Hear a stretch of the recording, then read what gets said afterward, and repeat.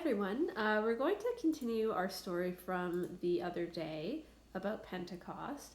But before we do, we're going to just clarify what our learning goal for today's lesson is. And today we're learning about how the mission of the church began at Pentecost but continues today. So yesterday we left off with our Pentecost story where the apostles were speaking to a big crowd of people and they started speaking their language. And some people were amazed by this, but other people were a little bit more skeptical, which means they thought maybe they were being tricked. So we're going to read the beginning of our story again, but we're going to finish it off today. So let's get started. There were Jews from many nations visiting Jerusalem. When they heard voices speaking in their own tongues, which means their own languages, talking of God's great deeds, they were bewildered. They began to gather to hear more. "These men are all from Galilee," many said of the apostles in amazement. "How can this be possible?" They asked each other. "What does this mean?"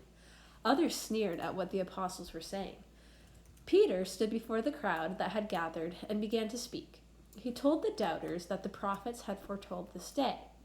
"Listen to me," Peter told them. "Jesus was sent to you by God, and God did deeds of power and wonder through him. Then, when you were asked what should happen to Jesus, you let him be crucified.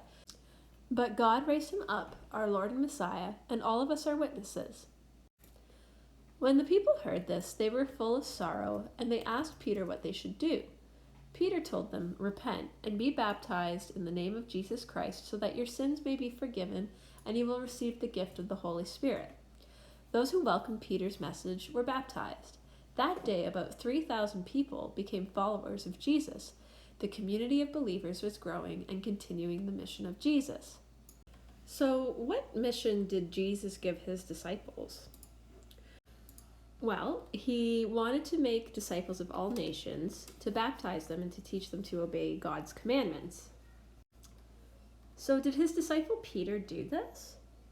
He did, because he spoke to many nations who were gathered together, and he told them the stories so that they would understand, and he baptized them and sent them out on a mission.